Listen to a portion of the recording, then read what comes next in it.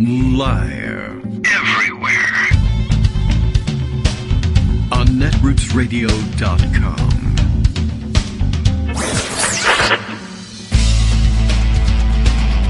David Waldman. Kagro. In the morning. Now, here's David Waldman. Hey, good morning, everybody. It is Thursday, May 20th, 2021. I realized just after the show yesterday that I missed the opportunity to say something about getting lottery tickets because yesterday was May 19th, 2021. That's not really a thing or anything. I just realized that it had gone without mention. But it also went without mention January, February, March, and April as well. And we get another chance at it in June. It's happening in all the months.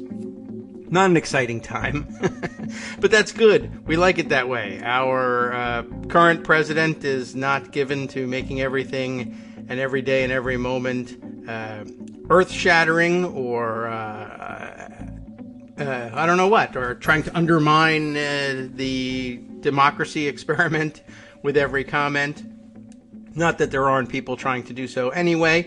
We'll have much discussion, I'm sure, of the latest on the January 6th commission situation. Just after we got off the air yesterday, Mitch MCConnell officially announced, like out loud and in front of reporters and everything, that he was not going to. He was backing away from and would be opposing any passage of the compromise commission legislation. I think we kind of all knew that he was going to land there while he was playing the coy game of, well, I'm open to it, I'm listening, I'll listen to what they have to say, and then consider it, which was kind of how he approached, of course, impeachment.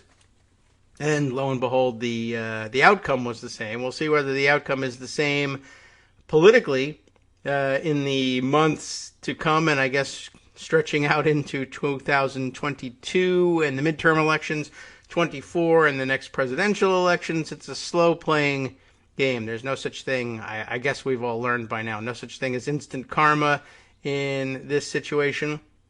It's not always the case that there's never any accountability. It just doesn't come the next day in the form of being struck by lightning or anything like that. While you're lying or what have you, it takes a while. And somebody doesn't get elected over here and somebody doesn't get elected over there, and that makes you not the majority leader, and that means this and that means that, and it just takes a long time to play out. And then, of course, we have to wait for people to record history and see how it plays out that way before we find out what impression the next generation of Americans are going to take away about this event. It'll be curious to find out. I wish there was instant karma, and at least for some people, it's getting closer to it. They get arrested for having participated in the Capitol riots, but then, well, look, this is kind of always the case, that the foot soldiers take the rap for these things, and it takes a long time to decide whether or not anybody's going to go after any of the leaders. But very frustrating. We'll see about what we can round up in terms of writing on next steps. Of course, we've spoken a number of times about the possibility of next steps in the form of executive order, naming a presidential commission. Even simpler and smaller in scope is still the possibility. I don't know. I saw yesterday people like waking up to the possibility somehow that, well, yeah, the House Democrats could simply vote to convene their own or seat their own special committee or select committee, as people sometimes term it. And I think Greg had something on that and wanted to discuss that. That was note from yesterday's, post-yesterday's show about today's. And, well, we'll see whether that comes up. I'm sure it will. But, yeah, it's something that they can do. It brings with it its own political issues, and people will seize upon them, no doubt, just as they're seizing upon the political issues surrounding this one. The main issue being, well, if the Democrats simply seat this panel on their own authority without any participation, no votes from the Republican side, or very few votes from the Republican side about putting this panel together, well, then it'll be attacked as partisan. But, well, I mean, if you weren't paying any attention to the rest of history. The one where you actually negotiate out a bipartisan settlement is also going to be attacked as partisan. And look, that's just kind of the way it is. And I guess you can either do nothing and then I guess be attacked as somehow as being partisan by doing that, or do something and weather the attacks. I'm sure, well, I don't know. I guess the conventional wisdom is that perhaps in the media, the attacks would be blunted if you actually had a bipartisan agreement to put such a commission together. But who knows? Well, there is one. I mean, now there is a bipartisan agreement, but Republicans are walking away from it. So I guess we'll see whether anybody gets held to account for that. All right. Well, time to turn our attention to the rest of the stories of the day, and of course to Greg's take on those stories. The Kagro in the Morning radio show is live now. That's what's happening. We'll turn first, I guess, to Bill's take on what's happening. For old time's sake, he says, let's dispense with the fiction. I remember that Kagro X doesn't know what he's doing. He knows exactly what he's doing, and I'm clear on physically what's happening. But that's about it for the day. All right, let's see. What do we have stored away in a pocket, just by way of giving some thought to what issues might we hit today, or perhaps Greg's raft of stories. That's a possibility as well. Oh, look, there's some breaking news at the end of the raft of stories coming out of Israel. Breaking story is that Netanyahu is to convene the Security Cabinet at 7 p.m. Jerusalem time. When is that? I don't know what their timing is. To discuss the Gaza operation and the possibility of a ceasefire. Well, okay. I don't know if I can evaluate the likelihood of that, or what it would mean, and whether everybody thinks of a ceasefire as the same thing. But I have no guesses for you as far as what Netanyahu is up to. But just, be aware that exists as an event on today's calendar. And we'll find out what that's all about perhaps later on. Let's see. Okay, other items up for discussion. I know we have some definite follow-up stuff. As a matter of fact, maybe we can jog over. And there'll be more discussion of it in the later parts of the show. But I did find, finally, the reference I was looking for. Yesterday, when we were reading the story about that Greg alerted us to after his segment, the Michigan case in Antrim County, where the judge had dismissed the lawsuit seeking a new audit of the Antrim County vote.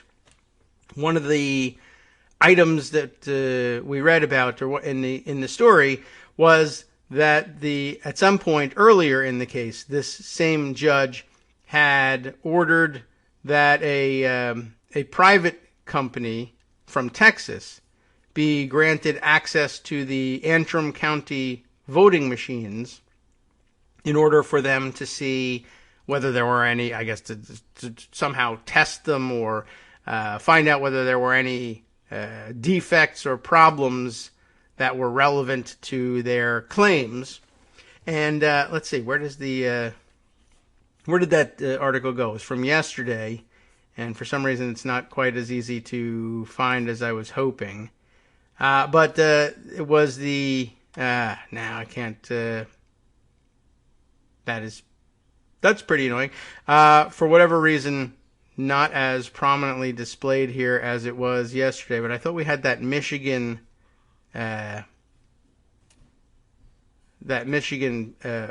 piece direct from. Is it in my archive instead? I thought I had cleared everything out of the archive and put it back into circulation, but now for some reason harder to find. But they were well, I'll have to go to the Washington Post write-up of it instead. The Michigan judge dismisses lawsuit seeking new audit of Antrim County vote.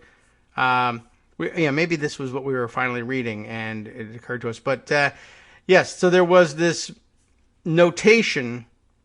Yeah, maybe it was in this Washington Post story that the judge there, Elsenheimer, you remember his name. Elsenheimer's name may have rung a bell for some of you, maybe just Michiganders, but Michigan Judge Kevin Elsenheimer, apparently previously, in a previous life, the Republican leader in the Michigan State House, the legislature, the House of Representatives, the lower chamber, and then gone on since to be nominated to the state bench. At any rate, it was his ruling that dismissed the case, which was interesting all by itself. But in looking back, there was, I have to try to find the mention of this again, that he had earlier granted access to the voting machines to, there it is, the Allied Security Operations Group. And I said yesterday, gosh, that rings a bell, and I can't remember who it is, but it reminded me of the Cyber Ninjas story. I mean, it's very similar in that the judge had said, let's have this private security group with no particular expertise in auditing vote results or anything like that have access to these machines. And I couldn't remember where the bell was ringing from. And it turns out that it is ringing from a story that Greg brought us a couple of days prior.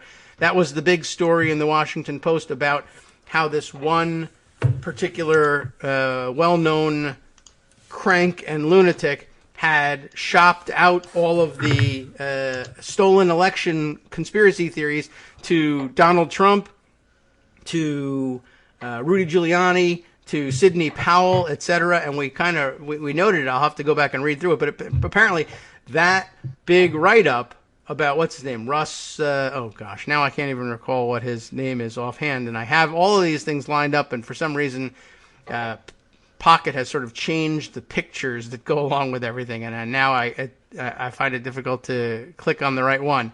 But and now I've popped back into the archive. That's probably it. All right, well, we'll revisit that later, and we ought to make use of Greg's time differently. But I've found the bell anyway, and I'll ring it for you later. How about that, since it's not easily accessible? Good morning, Greg. How are things to you and your end today? Oh, good morning. And, Good morning. It's kind of weird because the whole Arizona audit thing has sparked crazy Republicans, and they are insane, all over the country, to start challenging every election everywhere. Yeah, I mean, I imagine. Now the new buzzword is forensic audit. Yes. So if you don't like the result, if you think that, for example, in Virginia, the weird GOP IRV stay in your car vote for who's going to be the gubernatorial nominee. Yes. If you don't like the result and you think it was stolen, you have to declare that what you need is a forensic audit, which is a code word to accuse people that something's going on. And so it's like Avengers Assemble, and everybody comes and shows up at meetings and yells. And the problem there, of course, is that this is going to persist. There's some article I was reading about this just this morning about how this is going to persist for years. And it's going to, basically harass regular vote workers who do this for a living and going to make them retire because, who needs this? Yeah, well, like our state health officials were all forced to retire for doing the right thing during COVID. Yeah, and a story on that too later. But, okay. The big stories I think that we need to cover before we cover the whole January 6th thing, which is the biggest of all. Firstly, there's breaking news this morning, Benjamin Netanyahu to convene the Security Cabinet at 7 p.m. Jerusalem time to discuss Gaza operation, possibility of a ceasefire. We've been hearing rumors about that. Biden and Europe have been putting pressure on both sides in the Middle East to tone it down before it becomes a wider conflict. And they got their points in, and they're saying, okay, fine, so maybe that'll happen. So that's something to keep an eye on. And, of course, the other huge story, especially in the Washington, D.C. area, somebody tweeted this NPR story, Jeff Strader did, and with the comment, this is freaky. A fungus that emits a kind of amphetamine that is infecting some cicadas and causing their genitals to fall off while prolonging their sexual stamina and making them want to obsessively mate with everyone. So if you think you are having a bad day, it could be worse. At what point do they fall off? I assume afterwards, because You kind of lose interest, you would think. If That's they a fall off process first. thing, and not everybody's interested in process. That could be true. All right. Well, I mean, But hey, I'm that's scary interested in sounding. process, and so that's why I'm obsessively following what's going on with the January 6th thing. Maybe that was a fungus. Right. You never know. But I just noticed that there's two large, one bigger than the other, camps of people that I follow, broad camps, big tents. There's the larger group that thinks everything is preordained, nothing matters, it's all kabuki, there's no point in even following this stuff because we all know how it's going to end. And I am not in that group. I see. And then there's, that group thinks that it's obvious that the Republicans are going to retake the House. It's obvious that Trump will be reelected and a whole bunch of other stuff, which may or may not actually come to pass. And then there's the smaller group, which I am in, which is to say, why don't we just wait and see how it plays out? Because things can happen and a lot of things happen unexpectedly and you don't know how this is going to work. And so yesterday we talked about the fact that for the first time in a long time, there was going to be a vote in the House and nobody really knew what the outcome was going to be. Yes. The Republicans hoped that they would lose no more than 20 people. They lost 35, as it turns out, in the January 6th commission vote. Okay. They were afraid they were going to lose 100, although that may have been a planted story so that 35 doesn't look as bad. Yes. And in fact, Punchbowl was looking at that this morning. And here's what they had to say about that. Most Republicans will privately agree things haven't gone very well for them during the last few weeks. But some in GOP leadership have quietly made the argument to us that we have it all wrong. And they say later after the summary that, a lot of this is spin. Some of it makes sense, but most of it is hogwash. Oh. And we, Punchbowl, think losing 35 votes on a high-profile bill of this nature is pretty bad because losing is the opposite of winning. But here's what they're saying. Yes. They say McCarthy wasn't to blame. It's all Katko's fault, John Katko, who freelanced and cut a deal on a January 6th commission bill that put Republicans in a bind.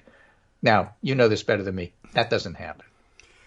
If Kevin McCarthy appointed John Katko, he wasn't freelancing. I mean, he's not a strong leader, but the thing is, Katko's nobody. You don't put him in charge of that and say, do what you like. Yeah, doesn't happen. Okay. Now, these Republicans also say McCarthy's late lobbying blitz helped prevent a tsunami of support. So therefore, it was incredibly effective. No. Oh, okay. So they seek to give him credit for something. All right. In McCarthy's world, Speaker Pelosi was going to extend this commission into 2022 as part of her plan to tie Trump in the January 6th insurrection to every vulnerable Republican. Right. Well, hello. I mean, that's because that's what happened, and it's going to happen whether you want it or not. And doesn't need Pelosi to do it. But that's their rationale behind opposing the commission. We can't have this commission because if the truth comes out, we will look bad. Okay. Well, yes. Right. Well, but we just told you why we can't. Yeah, but that's because the truth makes you look bad. You're fighting bad. the truth. Yeah, I mean, you look bad because you're bad. Yeah, well, that's part of it. David Jolly points out, stop holding out hope for Republicans on votes like this. There's no scenarios in which it will again be a trusted party, which is true. But I think Andy Borowitz's headline, remember the headline's always better than the stories, in the New Yorker really captures the whole situation here. Kevin McCarthy proposes removing January 6th from month of January. Where will we put it? Nowhere. Yeah. All right. Fine. That's about what's just get going rid on. of it. Also, this one, and I have some more substantive things to bring up, but this is Amanda Turco writing in HuffPost.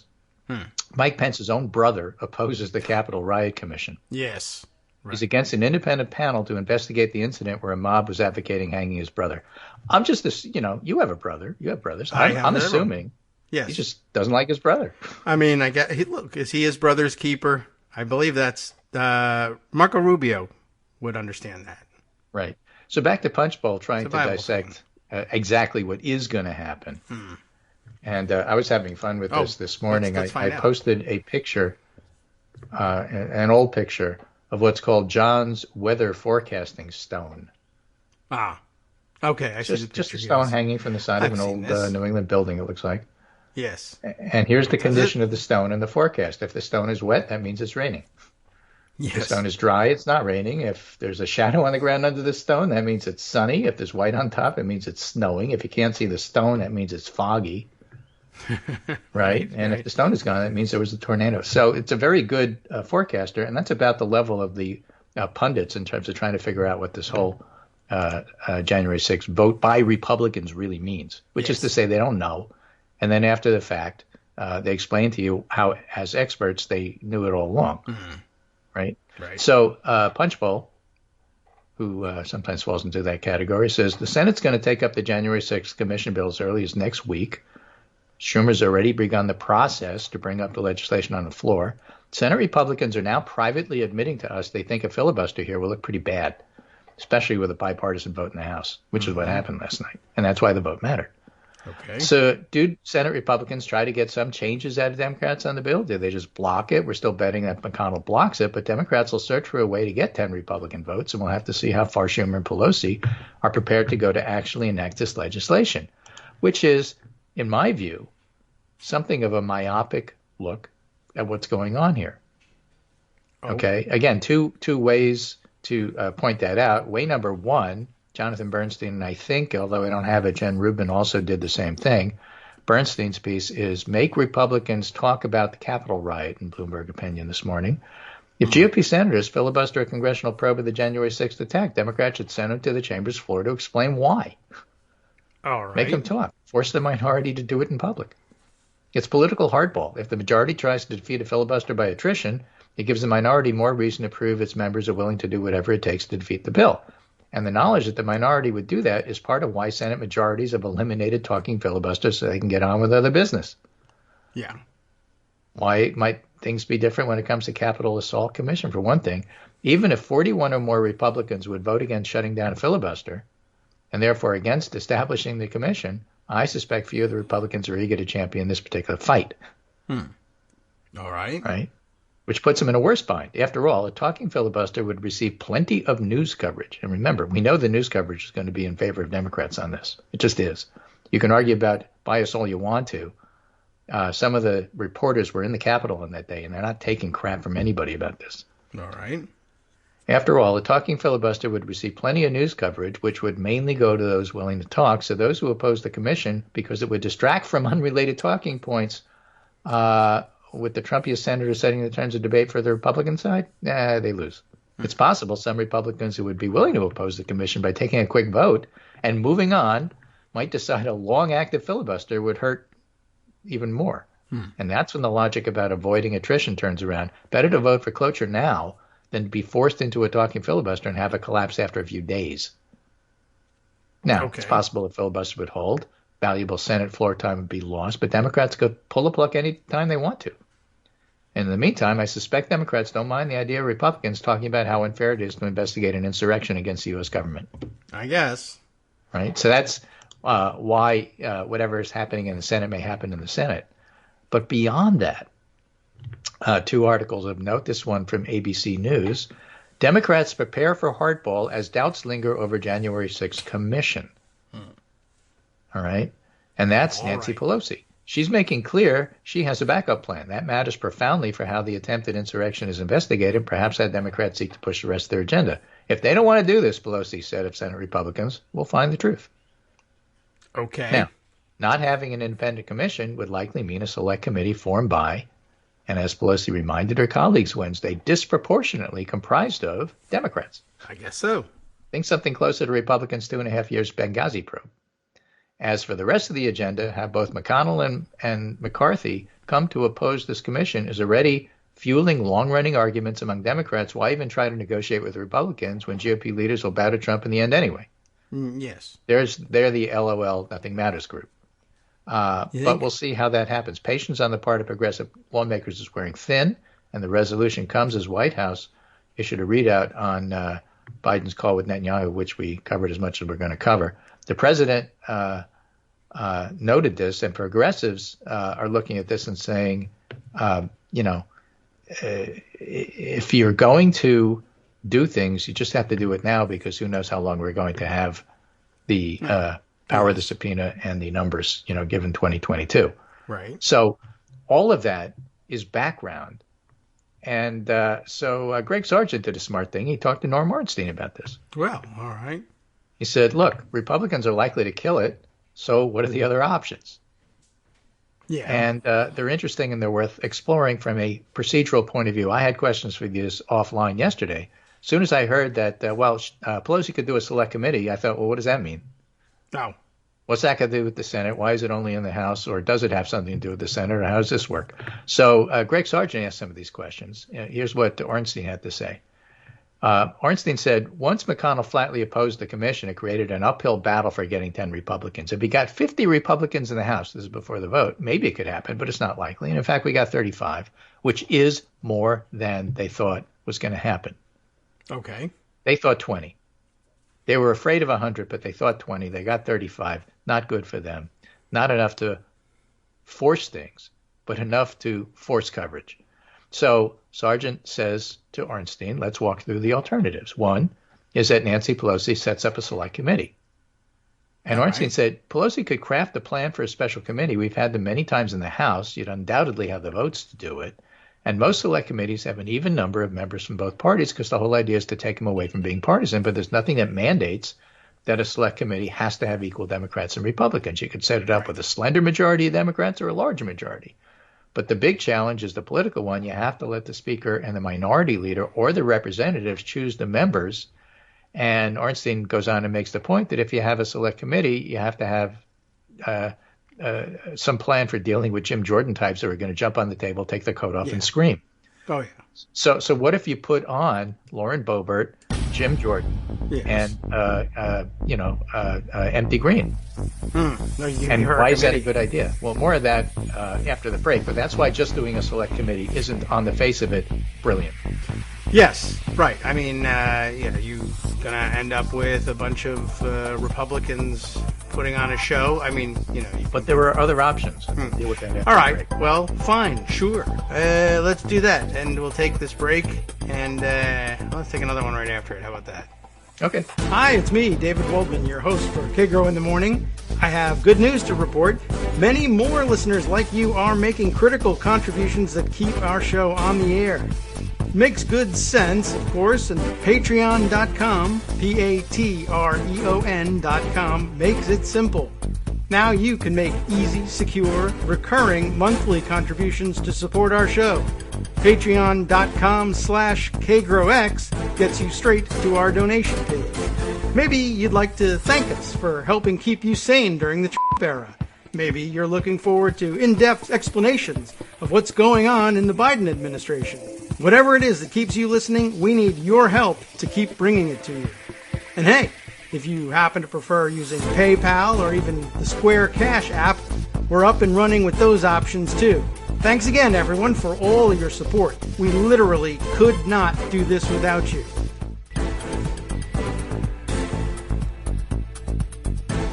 All right, welcome back now to the Kagro in the Morning Show here on Netroots Radio. Greg Dworkin's still with us, and we're still reading through the discussion between, who are we talking about? Greg Sargent and Norm Ornstein. Right. And, I think it's important because the very next thing I was going to say is that Norm Ornstein just brings up the crux of the whole issue in terms of how you deal with this procedurally. This is one of those things where people talk about tactics and strategy, that tactics don't work unless you understand the strategy. Oh, yes. And Ornstein points out why I don't believe a select committee can possibly work is basically, as he's saying, is because the Republicans will deliberately staff it with clowns. Republicans don't want information. This is a direct quote. Republicans don't want information to emerge about what happened on January 6th. They don't want to focus on the role of the president or their own party members. That's the whole thing. That's why they're blocking all of this. Yeah. And it's up to Democrats to say, the reason you're blocking this is because you don't want to focus on what happened and you don't want to focus on the role of the president and you don't want to know what happened with your own party members. And the country needs to know this, and so we're doing it. Yes. Now, okay. How do you do it? Oh. So you could construct a select committee that gives the chair unilateral control. One of the things you've taught us is the power of the gavel. And depending upon how you make the rules, you could do it any way you want to. But the problem is, if you do that, and let's say you give the Democratic chair unilateral subpoena power with a majority vote, even if it's one vote, Congress can subpoena and everybody can fight it. And then 17 years later, we're still talking about it. Yes, right. Waiting for Don McGahn to, show up. Right. So that's the problem. And so there's two alternatives he gives. Now, I brought this up before. Norm Ornstein doesn't like the idea of a president creating a group by executive order, that like the Kerner Commission, which was created by LBJ to investigate the causes of urban rioting. Right. Biden could do that by himself, but then that puts Biden in the middle of it. And Biden is the one who's supposedly not legitimate according to the nutcases, and so you don't want to do that. Oh, well, I do, but all right. Right. Now, you could do it still, because if you appoint a Christie Todd Whitman and make it heavy on Republican bigwigs, you could still do it. So that's an alternative that I wouldn't dismiss, although it's not the preferred one because it brings Biden into it. You don't want to do that if you don't have to. But you do it if you have to. Okay. Because you're not going to let this not happen. So that's alternative number one to a select committee, which in itself is alternative number one to actually the House doing its job and the Senate doing its job, which they won't. So the other way, which is really intriguing and I hadn't thought about, that Ornstein did, which is why he's Norm Ornstein and I'm not. The only way to make this work otherwise is if we find a way to have the Attorney General pick a group that uses the power of the Justice Department, not like a special prosecutor that can itself bring actions, but could make recommendations, some kind of sort of special super duper prosecutor, double secret super prosecutor. Yeah. Probation, where action by prosecutors was warranted, they could refer it. So Justice Department subpoena power is beyond the reach of Republican Party. Okay. Yes. And what would be the legal authority or mechanism creating something like this? The Justice Department has a responsibility to look at potential criminal violations, especially those that involve sedition. So doing it in an innovative fashion makes sense to me, or Norm Ornstein. Whether the Attorney General can do this on his own, I'm not sure. If you have to have some kind of executive order, I'd rather have it done in a fashion that empowers the Attorney General to do this rather than a select Kerner Commission to do it. So you get to the same place. It might be done by Biden, but empowering somebody that's not him, and he doesn't appoint the members. Okay. I mean, yeah, it's just, I guess. So it's the same thing, just one step removed. Yeah. And puts it in justice, instead of which calling is it a a little bit beyond the presidential reach of Jim Jordan. Okay. I mean, that's so a it's logic, possibility. but this is and coats, which are not really even difficult to understand. Right. But yeah, I suppose that's a possibility, and I mean, it's a superficial thing, but if it's a presidential commission, it's awfully easy to blame it on the president. It's right in the name. Whereas if it's something else, Well, if it's a Justice Department, they must be looking for justice. Right. Yes. It's right there in the name. I could actually, people are into that sort of simplistic, optical answer there. It's interesting. Oh, and by the way, right before you got into this, where you were saying this would be option, I guess, C after option B, which was came after the option of having the House and Senate do their jobs. I guess just for the sake of making it even more ridiculous, we should point out that had the House and Senate both done their jobs, they would have passed a bill making this someone else's job, because no members of Congress are allowed to serve on the commission being proposed. This is an outside commission. I mean, which I guess brings us back around to the question of whether or not it's a good idea to have it created either by executive order, either directly by the president or by the attorney general instead. All of those options are outside commissions, and it probably means that those are all options B, C, and D, and probably the last resort in the eyes of Congress, for themselves to do, would be for them to form a select committee, because that brings it back inside the House, and it's them conducting the investigation, which, on the other hand, lots of people say, well, of course you're doing the investigation. You were the ones who were invaded. Yes, but we don't want to investigate ourselves. I sort of understand that. It, yeah. Now, they're doing it from a different perspective. Mm-hmm. I look at it and say, yeah, well, that's true, because, it's really difficult to do, and so you want to be fair about it. And they're doing it like, no, we want to be unfair about it, because if we investigate ourselves, we're guilty. Yes.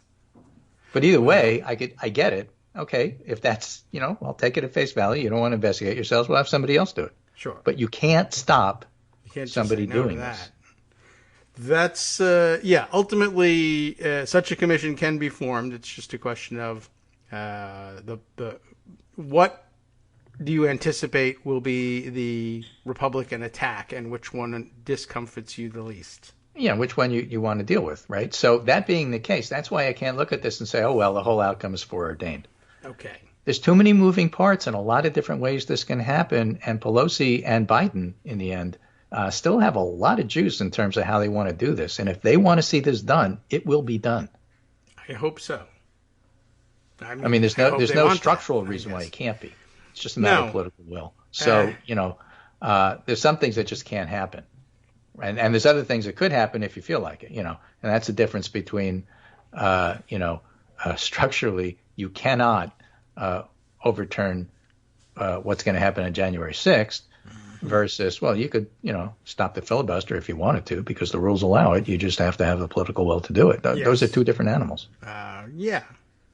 All the political will in the world isn't going to overturn what happened on January 6th. Right. When Biden was certified as the rightful winner of the election. True. You need guns on top of the political will.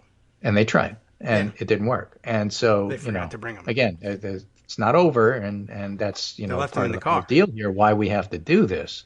But that's why I don't fall into the, everything is foreordained. There's just too many different options that people can, in fact, take. Norm outlines 2 or 3 of them. But if there's 3, there's 4, and so it's a question of how they want to do this. And Pelosi basically signaled that she's in on this, that she said, we're going to do something. We'll see what happens in the Senate. And so now it's the ball's in their court. And the Senate Republicans know they look bad on this. And they're trying to decide what's the least bad way we can get out of this. And that may well succeed in getting them out of it, but it's not going to succeed in terms of stopping the process. Okay. Yes. Well, all right. Something will roll forward. The other item, and I think you mentioned, we discussed it briefly in the break. Does Ornstein address this? The idea of forcing debate on the bill on the Senate floor in the near future, at any point in the future. No, this particular piece doesn't deal with that at all.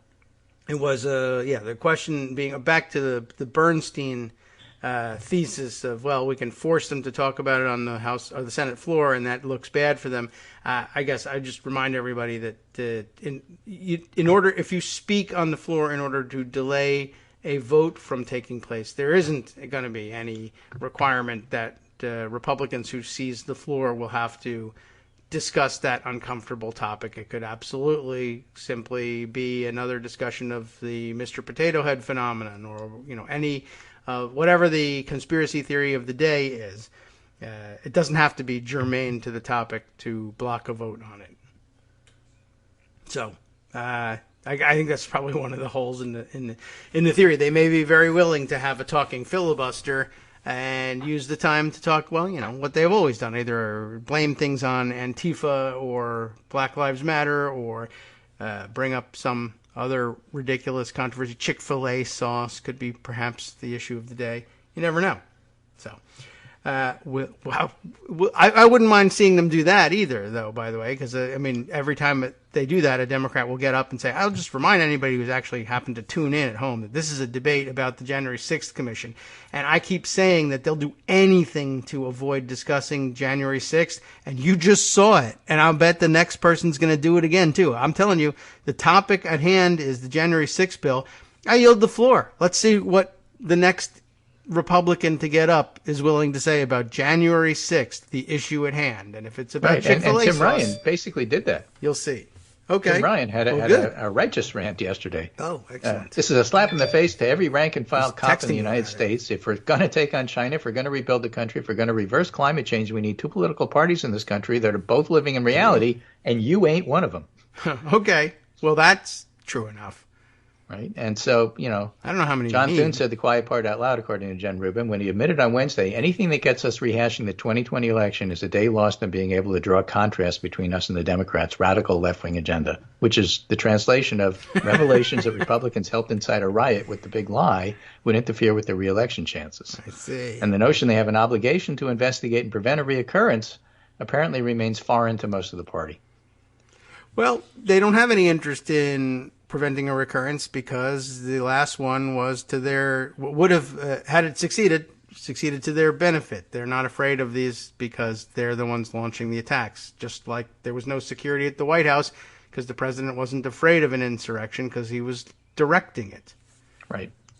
So that's where things stand, and I think it's fair to say things are still a little bit in flux. Some other stories I want to comment on before I go, which is going to be relatively soon today. Dave Linhart, New York Times, writes, one of the great things about capitalism is that it offers a simple solution for labor shortages. Oh, yes. Pay workers more. Right now, corporate profits are historically high, and wages are historically low. And if the U.S. is truly suffering from a labor shortage, capitalism has the answer. So, pay more. Supply that money, and you will have your demand met. Right, and that's under a column called The Myth of Labor Shortages, which is pretty good. And then I'm going to finish with a little pandemic piece here by Ed Young, who's back to writing about the pandemic in Atlantic Magazine. What happened? What happens when Americans can finally exhale? The pandemic's mental wounds are still wide open. And he talks about trauma. And a brief note on the word trauma. Psychologists and psychiatrists still debate its definition, and some feel the word is used too loosely. Others argue the official definition inappropriately excludes serious life events such as divorce, unemployment, chronic illness. Some argue you can't be traumatized by watching the news. Other people say you can. Jesse Gold, a psychiatrist at the Washington University School of Medicine in St. Louis, thinks in terms of big T trauma, the officially defined term, and little t trauma, its colloquial cousin. Both meaningfully affect one's mental health, and you can be too nitpicky about where something ends and something else begins. Think of this in terms of infrastructure. If someone feels bad and it affects their day-to-day life, it's a mental health problem. I don't really care what you call it. So, if making sure you have daycare so you can go to work, and that's part of the reason why the job shortage is hitting women so hard, then allowing them to go to work is just as much infrastructure as rebuilding the roads that get them there and the bridge that allows them to, cross the river to go to their job. And it doesn't really matter what you call it. It's necessary. You want to call it infrastructure? Fine. Pay for it. You don't want to call it infrastructure? Fine. Pay for it. All right. So Ed Young, I don't see his. You must have something handy. Send me the thing. Everything. Yeah, I forgot to give it to you. Yeah, I'm like, all right, I'll read along. Oh, Ed Young, the invisible Ed Young. Okay. Even in the more restrictive big T sense, the pandemic has produced trauma at enormous scale. Millions of COVID-19 long haulers spend months with debilitating symptoms. Many are still sick. Yes. In one study, 30% of people with lab-confirmed COVID, most of whom had not been hospitalized, were still experiencing symptoms. Many are still struggling with the Byzantine world of disability benefits. Many Americans who were hospitalized will still be affected too. At the height of the winter surge, 132,000 people filled U.S. emergency rooms. And based on evidence from Italy and from past coronavirus epidemics, about a third of these people and hundreds of thousands more will develop PTSD. Yikes. Right. So there's a lot going on here besides just death. And the impact of the pandemic is going to be tremendous. It's been again, we argued about this the other day.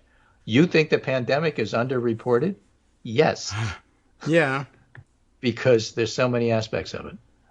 To me, I don't know, undeniable. But somebody's denying it. Yeah. Well, I sent you the reporters who I was discussing this with. Yes. Interestingly, after that discussion, they're now following me. Oh, well, see, there you go. You did a good job. That means. So I guess so. Good. All right. Well, maybe something will work out. Speaking of long COVID stuff, I guess I just, I don't know whether I missed it or just dawned on me, or this is the first time he's been discussing it, but Brian Beutler was just writing about the fact that he's had this experience, that he, I guess, contracted COVID in March of last year, 2020, which I don't think registered with me, but that he'd been basically battling lingering effects until just about now, and still not really quite finished with it. And he told his story quite eloquently and in an interesting fashion, and everybody, I don't know, now we all gasp and say, oh my God. Oh my goodness, this is somebody I know. Yeah, now it matters. If we were Republicans, we might act at this point. But since we were Democrats, we already acted, and we'll just continue. Right. On a more lighthearted way of looking at just how people cope, a fellow with the Twitter handle Monster King tweeted this in response to the 60 Minutes report on UFOs and other things that are going on in life here. I don't know if we even talked about that.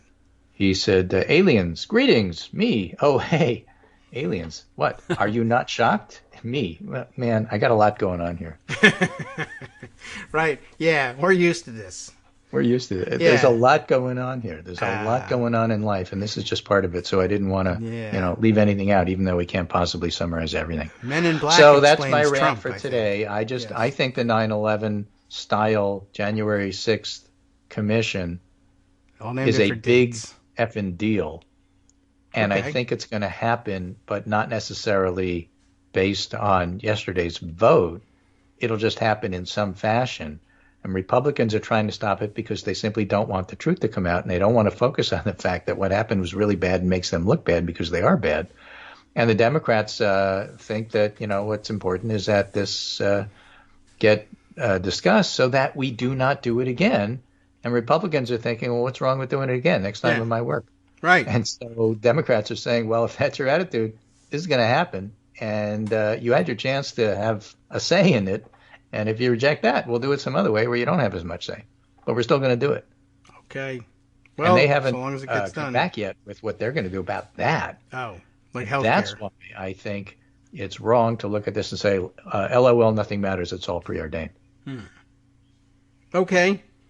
I don't know. Did I do that? I forget. Oh, no. But there's plenty of it online. Okay. Yes, there's certainly a lot of it. Yeah. I mean, I guess my own. Why do you care what happened with the vote yesterday? Yeah. It's all going to get blocked in the Senate. Well, it's not that simple. It might, but it's a very simplistic look at it. Yeah, it might. In fact, it probably will be. Yeah. And that's not the end of it. Wait, what do you mean? There's other things you can do? I didn't know that. Yeah, I mean, I'm willing to say, oh, whatever you think is going to happen, you're so naive.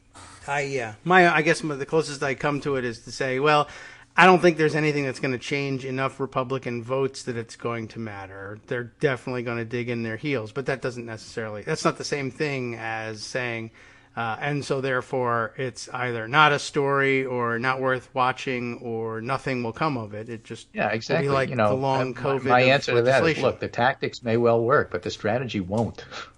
Yeah. Okay. Right. And I guess that's a more eloquent way of saying what I was just sort of stumbling through early on, first minutes or so of the show. Yes, thank you. That was much appreciated. I was like, well, all right. So the best I can come up with is say, all right, there's no such thing as instant karma. Fine. It takes a while. There's somebody else said something eloquent about arc of justice and something, and it's getting late and I'm hungry, I think was the quote. But whatever. Yeah, these things do take time, and they manifest in less than satisfying ways if you're into getting a season finale wrap up finish before going to bed tonight. Yeah, that won't happen. So it's a long running series is the best we can say. All right. Anyway, that's the story. Very good. Have a great extended weekend, which is to say you still have the show tomorrow, but I won't be here. Yes. And I'll be back on Monday, and we'll see what happens between now and then. Yeah. Peace in the Middle East, and agreement between Republicans and Democrats, and the lamb will lie down with the lion, and a whole bunch of other good stuff. Yeah. Well, they're both very tired. It's been a long week. Yeah, exactly right. Take care, and I'll talk to you Monday. All right. We'll wait for that then, and I'll just doodle around and do nothing between now and then. But I can now, I guess, return to the subject of of yesterday's revelations. Just as you made your way off the air, you know what? I think I just figured out a technical fix. If we want, I know Greg is interested in making his exits inobtrusive, and they're not obtrusive, by the way, but the little Skype bloop. But it just occurred to me, I suppose if he was waiting around for the break, I didn't want to waste like several minutes of his time. I think I can go to the electronic soundboard here and probably turn down the Skype sound temporarily without disrupting anything else, and then he could make that bloop noise and it wouldn't come out on your end. But see, that's where it would pay to have like a production staff, and they could do these things. All right, so where was I? Yesterday we spent considerable time reading, and I guess I thought I had a Michigan article on it, and it's I may have included it in the roundup yesterday. That's possible, without actually reading it. And we read instead the Washington Post coverage. But just to recap and refresh your memory, we were talking about the big news from it yesterday was that this Michigan judge had rejected an effort to force a new audit of the 2020 election in, what was it? Antrim County, a rural county in Michigan. And the basis of the complaint from the Trump team was that there had been an error in the county vote tabulation, that apparently outdated software being used caused, who knows, whether it was a transposition of the numbers or just instructions to draw the numbers from the wrong column. And they ended up reporting that Antrim County had been won by Joe Biden by 3,000 votes, which was a very unexpected outcome, it being a very rural and Trumpy county, I guess. And the error was spotted more or less right away once the numbers were reported, and somebody said, hey, that doesn't sound right for Antrim County, double check that. And they said, you're right. The computer basically did the reporting, but now that I put eyes on it, yeah, we'll double check that. They came back, they turned around, they said, now, Trump won Antrim County, and I think he was the one who won by 3,000 votes or so, which then got, who knows? They did all sorts of crazy spin on it. Trump at some point later on said something about blah, blah, blah, and they erased 6,000 votes for Trump. But that was him conflating, I think, the idea that there was a 6,000 vote swing in the reporting because the 3,000 vote margin that had originally erroneously been reported for Joe Biden was in fact, in the end, a 3,000 vote margin for Donald Trump. That's a net change, I guess, in position of 6,000 votes for Trump. But it doesn't mean that they found votes. It just means that they put the wrong name on the wrong column, is essentially what happened. So, anyway, they made as much hay as they could about that and found a plaintiff in Antrim County. And by the way, even if Trump had lost, or if that mistake had stood, that doesn't change the outcome of the Michigan vote, and it doesn't change the outcome of the national vote. But, you want to get things right, obviously. But it made no difference. And then, as it turns out, when they offered their explanation and said, no, we just got the names transposed, Trump won by 3,000 votes here in Antrim County. They demanded a recount and all the real auditing procedures that ordinarily go on with a normal real audit, not like the fake ones, what we were calling the audit yesterday, or as I've heard from others since then, I guess, is it O'Donnell who calls it the fraudit, which I think is a fine name for it. But at any rate, they audited everything under normal processes and found, so the corrected version of the Antrim County vote, where Donald Trump wins by 3,000, is the actual outcome. And we're happy with that. And having checked, double-checked, triple-checked, the answer is, that's exactly how it was. That's exactly how it went. We got the right numbers. We just got the names backwards, and now that's fixed. So at any rate, they filed suit regardless because they were filing suit everywhere that they could, and they found a plaintiff who agreed to file the case. And the judge, again, Kevin Elsenheimer, who, as it turns out, in a little bit of background reading and research, turns out to have been a Trump appointment, not a Trump appointment to the bench, but he's a state judge, but a Republican who moved from leadership of the state legislature, Republicans, I don't know what they call it, a conference too, in their house, to the Michigan state bench. And though the big news yesterday was of the dismissal of the case, previously in the case, this judge had opened up the possibility of conducting possibly an Arizona-style audit, and preliminarily, anyway, gave access to Antrim County's voting machines to Allied Security Operations Group. That's where we left things yesterday, and I was scratching my head about who is that and why do I remember them. And then after the show, I got it. So earlier, the judge in the case, I explained on Twitter afterwards, had opened up this possibility of examining the machines. And they go ahead and they do it. They give it to Allied Security Operations Group. And I couldn't remember why I remembered the name. And now, here's the answer. This is from the story that I think Greg shared with us. It's probably a week or more ago. What's the date on this? May 9th. The story in the Washington Post. I think we discussed it a little bit. The making of a myth.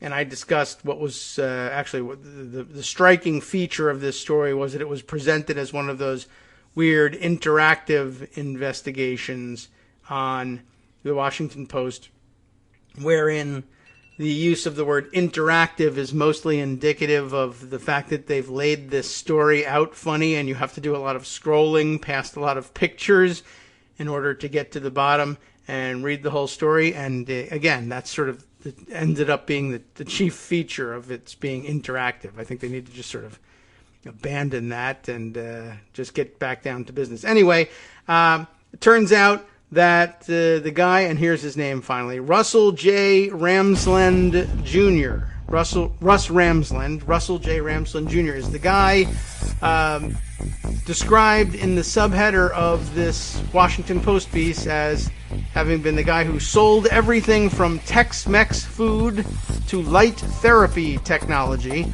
Then he sold the story that the 2020 election was stolen from Trump. Perhaps you remember the story. If not, I'll refresh your memory about 1 minute from now, and you'll see how close we came to disaster.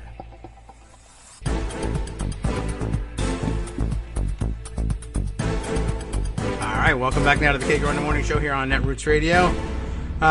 In the short break, I just caught my eye here, or what caught my eye was, let's see, happening on the Twitter screen. Rebecca Romans commenting here about this fungus story, wondering if there's any way we can deliver this fungus to congressional Republicans. It might help out. It is possible that the fungus is congressional Republicans. That's true.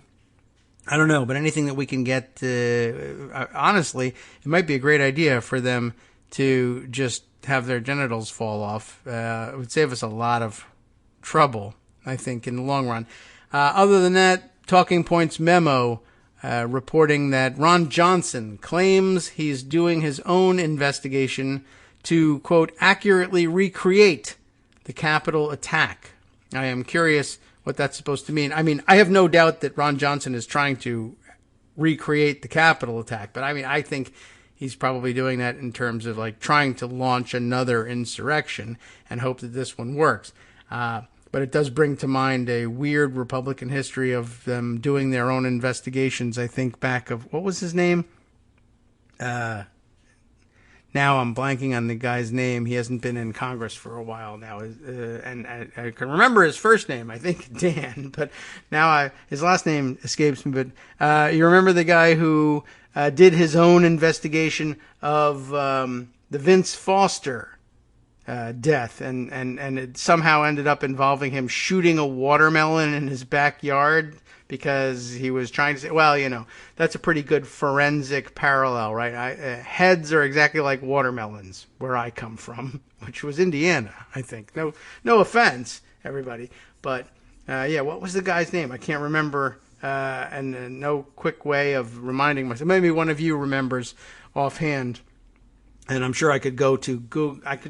We could just Google shooting or shot a watermelon, and that would probably do it. And maybe I put in Vince Foster as well and see what comes up. Oh, I misspelled Vince Foster, but Dan Burton, that was it. Okay, Good. Thank you, Google, and thank you for being able to see through my typos. I misspelled Vince Foster, but that triggered it. No pun intended. All right. Maybe I think it's interesting enough sounding. We might end up reading about what Ron Johnson is up to. But first, I wanted to remind you of Russ Ramsland Jr. and what he was up to. I'll try and read through as much of this as I can. It's difficult to tell how long the piece is because it's interactive and therefore annoying. Emma Brown, Aaron Davis, John Swain, Josh Dawsey, all credited in the byline for this piece. I don't think we read all the way through it or even partially through it. We just sort of noted it in passing when it was published. Key elements of the baseless claim that the 2020 election was stolen from President Donald Trump took shape in an airplane hangar 2 years earlier. That would be down in Addison, Texas, where the dateline is. Prompted, or rather promoted, by a Republican businessman, quote unquote, I would say, who has sold everything from Tex-Mex food in London, somehow, to a wellness technology that beams light into the human bloodstream, which now makes me think, is that also the idiot that supplied Donald Trump with the idea that you could cure COVID by sticking a light bulb up your ass? I don't believe that was the terminology he used, but you remember, same press conference as maybe we could inject bleach kind of thing, maybe very strong light through the skin.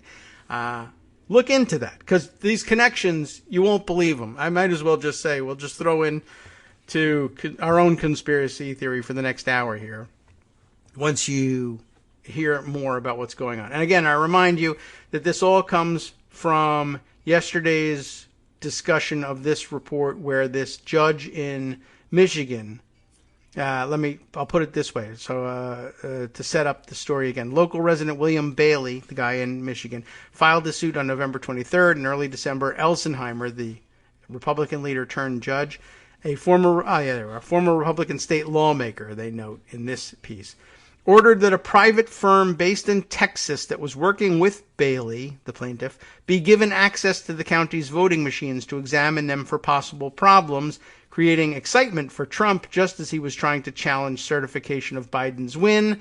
The firm, Allied Security Operations Group, produced a report within days that asserted a vast conspiracy to rig the elections, but elections expert analysts said the report was riddled with inaccuracies.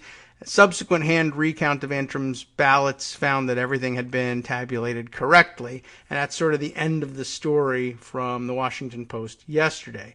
Now, again, going back to look in on who is the Allied Security Operations Group, and now we're back down in Addison, Texas. So here's this guy, spotty background, serial entrepreneur, I guess, selling Tex-Mex food in London and light bulbs for your butt.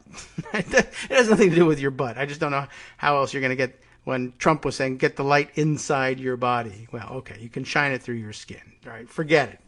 Anyway, at meetings beginning late in 2018, as Republicans were smarting from midterm losses in Texas and around the country, Russell J. Ramsland Jr. and his associates delivered alarming presentations on electronic voting to a procession of conservative lawmakers, activists, and donors. Briefings in the hangar had a clandestine air. Guests were asked to leave their cell phones outside before assembling in a windowless room. A member of Ramsland's team, purporting to be a, quote, white hat hacker, identified himself only by a code name. Ramsland, a failed congressional candidate with a Harvard MBA. By the way, Harvard MBA is like getting trashed these days. The worst people. All right. Anyway, he pitched a claim that seemed rooted in evidence, voting machines audit logs, lines of code and timestamps that documents the machine's activities, he says, contained indications of vote manipulation.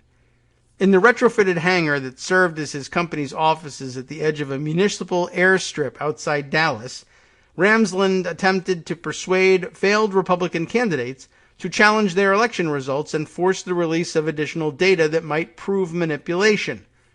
We had to find the right candidate, said Laura Presley. Her story is kind of fascinating in itself, told in here. Presley is a former Ramsland ally whose own claim that audit logs showed fraud had been rejected in court 2 years earlier. We had to find one who knew they won. That is, they had to find the right candidate. We had to find one who knew they won. I guess, see, the story goes on to tell us that she ran for election for city council, I think, and she, too, was sure she had won. She didn't. And she tried to make this case and failed. But they figured, well, we'll find a case that will work. No candidate, though, agreed to bring a challenge, and the idea of widespread vote manipulation remained on the political fringe until 2020, when Ramsland's assertions were seized upon by influential allies of Trump. The president himself accelerated the spread of those claims into the GOP mainstream as he latched onto an array of baseless ideas to explain his loss in November.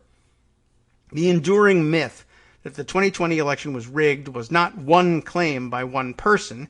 It was many claims, stacked one atop the other, repeated by a phalanx of Trump allies.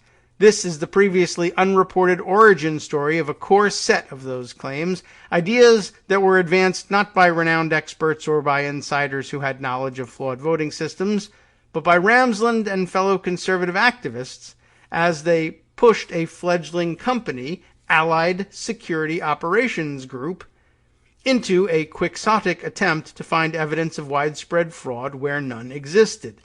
Now, the bell rings for you, of course. One, we've read out the name of the organization, Allied Security Operations Group, but then the rest of that sentence, that they were in a quixotic attempt to find evidence, right? Now that probably rings a bell for you as it did for me. I remember Greg reading us that line. That was the excerpt that he shared with us the day he brought this article to our attention. Now the rest of it, equally fascinating. To assemble a picture of the company's role, the Washington Post obtained emails and company documents and interviewed 12 people with direct knowledge of ASOG's efforts, as well as former federal officials and aides from the Trump White House. Many spoke, as you know, on condition of anonymity. You can guess why. 3 individuals who were present in the hangar for those 2018 meetings spoke about the gatherings publicly for the first time. By late 2019, ASOG's examination had moved beyond audit logs.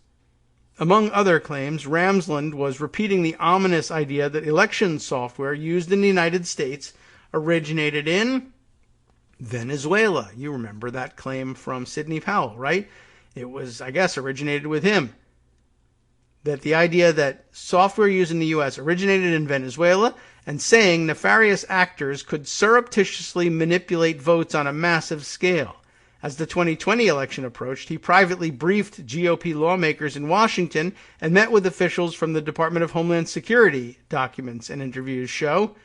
ASOG's examination by last summer had already cost more than $1 million, according to a document the company gave government officials that was obtained by the Post. I mean, it doesn't mean anything. It's just there. Ramsland had sought funding from Republican donors whose fortunes were made in the oil, gas, and fracking industries, Presley said. After the November 3rd election, to an extent not widely recognized, Ramsland and others associated with ASOG played key roles in spreading the claims of fraud, the Post found. They were circulated by, of course, Representative Louis Gohmert of Texas, a staunch Trump ally who had been briefed by ASOG, right? How did I say it? I got the sense that it was wrong there. And Ramsland's assertions were incorporated in the Kraken lawsuits filed by conservative lawyer Sidney Powell, who the Post learned had also been briefed 2 years earlier by ASOG and aired publicly by Rudy Giuliani, then Trump's personal attorney. I guess that's now a past tense thing, huh? As they tried to overturn Joe Biden's victories in key states. During that period, Trump was hyper-focused on making the case that the election had been rigged. Former White House aide said he would listen to, quote, literally anyone who had a theory about it, in the words of one former senior administration official. And now the annoying interactive part here that you have to scroll. Among those voices were the people in Ramsland's network, and here they are. In the aftermath of the election, Trump was surrounded by those repeating claims Ramsland had made. Here, in this case, Sidney Powell, Louis Gohmert, and Rudy Giuliani. They heard it from Ramsland. They surrounded Trump. And in seeking to overturn the election, Trump himself embraced some of those ideas. The idea that the election was stolen took root and remains persuasive to millions of Americans. Then they had an insurrection. Remember that? Although Trump's own Department of Homeland Security called the election the most secure in American history, polls have consistently shown that about 1/3 of Americans, including a majority of Republicans, believe that Trump lost because of fraud. An internal poll by the National Republican Senatorial Committee in March found that among Republicans who believed the election was stolen, nearly half said hacked machines were partly to blame, and an additional 8% said they were the main source of fraud.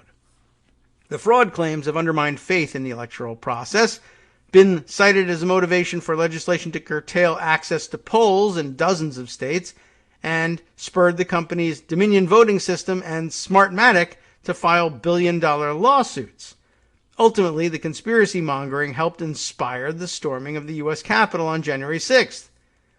In an email exchange with the Post, Ramsland, 68, this is an odd time to tell us how old he is, confirmed that ASOG provided research for Powell and Giuliani, but said that he had never spoken to Trump himself and that the company was one of many voices that expressed concerns about election system vulnerabilities. He noted that election security has been a long-standing concern across the political spectrum, and said that many others had, quote, reached similar conclusions regarding irregularities in the election system. Through an attorney, Powell confirmed that she had met Presley but did not respond to questions about where or about her work with Ramsland. Giuliani and his attorney did not respond to messages seeking comment. Gohmert also no comment. Through a spokesman, Trump declined comment. Presley, 58, said she and Ramsland had a falling out in part over his use of her analysis of election data and her suspicions that his motives were financial or partisan. Oh my, that could never be the case. She said she believes he has not provided evidence for his claims about the 2020 election and fears those claims could undercut legitimate questions about the integrity of U.S. voting. I'm heartbroken by it, Presley said recently, speaking in detail about ASOG for the first time during a 3-hour interview near Austin. In emails to the Post, Ramsland called Presley unreliable and said ASOG ceased doing business with her because of her lack of technical experience and complete inability to understand electronic investigative work. He said Presley had a limited view of the work performed by ASOG, adding that our cyber team had already gone far beyond the simple audit log data and analysis that she initially brought to ASOG. Many people and organizations claimed after the election to have evidence casting doubt on Biden's victory, but Ramsland and ASOG's role was unique, said Matt Masterson, a former senior U.S. cybersecurity official who led a team tracking the integrity of the 2020 election for DHS. Repeatedly and at key moments, Masterson said, ASOG was the source of morsels of inaccurate information that shaped public perception. Some of the ideas it pushed had circulated previously, he said, but they were supercharged by the influence and connection of Ramsland and the people around him and by the air of authority the company provided. I mean, it convinced the judge, albeit a Republican partisan judge in Michigan, to award them access to his county's voting machines. Apparently, they looked like an authority to him, at least briefly.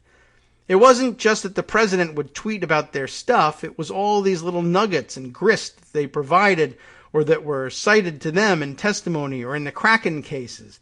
It provided the appearance of substance and fact to something that had no substance or fact, said Masterson, who has not previously discussed ASOG publicly. It was like, look, these are professionals. They have former military experience. And look what they found. Now that's like a non sequitur, but they'll explain where the military experience came from. They did have it. And I guess they used that as a selling point. But why that would help you audit an election, I have no idea. Anyway, I guess if you're pitching it as well, we're cybersecurity experts. You got to figure the military has some background in that. And that may be where people got their training. Anyway, they gave those who wanted to push and believe in the lie something to hold on to. The nation's embrace of electronic voting grew out of the debacle of 2000, of course, when hanging chads and other hard-to-interpret paper ballots muddled the outcome of the presidential race, souring many Americans on the analog technology the country had used for decades. 2 years earlier, Congress passed the Help America Vote Act, dedicating billions of dollars to modernize U.S. elections. It encouraged jurisdictions across the country to replace their old voting machines with new digital systems. The result was a massive investment in paperless touchscreen voting machines, also known as direct recording electronic voting machines, or DREs, which states came to view as simpler, cheaper, and more accessible to people with disabilities. There were some electronic voting machines before that, but this was the thing that really opened the floodgates to them, said Matt Blaze, a professor of law and computer science at Georgetown University who researches election technology and security. I feel like we've called his name in the past, but can't recall why. Blaze and other experts warned that DREs introduced new security risks. Without reliable paper trails, there was no way to check whether the machines had accurately recorded voters' intentions. This is stuff we're familiar with from the past, right? As concerns about this vulnerability mounted, a growing number of states and localities began requiring voting machines to leave a paper trail. Today, most voters mark paper ballots by hand, and they are then scanned and tabulated by a machine. Some use touchscreen machines that produce a printed copy of the voters' selections. A few still vote on paperless machines. There has never been a documented case of a U.S. election being stolen through hacking, according to Blaze and other experts. Still, concerns about the security of electronic voting continue to simmer, including among experts. It does not help, they say, that some machines contain modems to simplify the reporting of results, and that those machines have sometimes been left connected to the internet for extended periods. It was DREs and the built-in ability to verify their results that helped persuade Presley that her race for a seat on Austin's nonpartisan city council in 2014 had been stolen. As a candidate, Presley told voters she had grown up outside Dallas, the daughter of a cattle auctioneer. She said she arrived in Austin 2 decades earlier as a poor single mother and succeeded against the odds. She earned a doctorate in chemistry from the University of Texas at Austin, worked for 17 years in the semiconductor industry, and owned a company that sold bottled rainwater. She, too, a bit of a serial entrepreneur. The campaign foundered amid revelations that she had previously appeared on InfoWars, the right-wing website operated by conspiracy theorist Alex Jones, and on other occasions had said she believed data showed that military-grade explosives were planted inside the Twin Towers on 9/11. That comment prompted the Austin American-Statesman to retract its endorsement of her. Presley told the Post that she had, quote, no opinion on whether planes brought down the World Trade Center. Oh, boy. The race was not close. Her opponent, a community organizer, defeated her by a margin of almost 30 points. But Presley could not believe it. I knew in my heart that I had won. Okay. I knew in my heart that I had won, she recently told a gathering of law enforcement officers outside Houston, one of hundreds of speeches she has given about the case, and I became convinced there was fraud. A recount confirmed her loss, but nearly all the ballots had been cast on DREs, and Presley remained skeptical. She took the case to court. Among other evidence, Presley cited an audit log that contained 9 instances when a machine made by the company Hart Intercivic recorded an event as, quote, invalid/corrupt.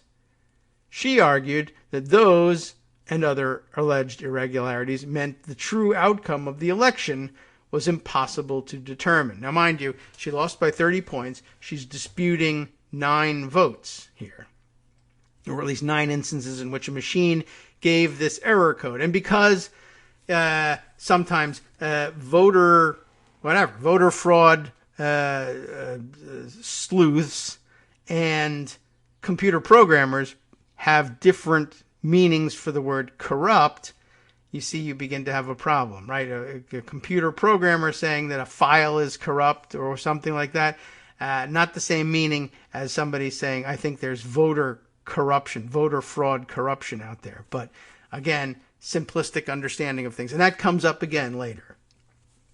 Anyway, a state judge threw out her case before trial and fined her and her attorney for bringing a frivolous lawsuit. Presley appealed, and in 2016, a 3-judge panel upheld the lower court ruling. Yeah, throw out your case and you get fined. Presley produced no evidence that the invalid/corrupt error messages resulted in any legal votes not being counted, resulted in any illegal votes being counted, or otherwise materially affected the outcome of the election, the Texas Court of Appeals panel found, adding that Presley's own expert witness testified it was, quote, not known what the 9 error messages meant. This type of expert testimony is based on uncertainty and mere speculation and is therefore unreliable and irrelevant, the panel said. Now, Presley would go on to appeal to the Texas Supreme Court, which said it was too late to take up her underlying fraud allegations, but found that they were not frivolous and dropped the fines. Her expert witness had testified that corrupted memory sticks that contained ballot data, quote, could damage the credibility of vote counting, the court wrote. To avoid fines, it wrote, Presley needs only to have some factual basis for her claim, not evidence that is ultimately admissible, just some factual basis. Hart Intercivic told the Post that the error messages did not impact the tally and that the election results were accurately recorded and reported. The company said the error messages indicate a failed connection between memory sticks and the devices that read them, a hiccup resolved by simply reconnecting and trying again.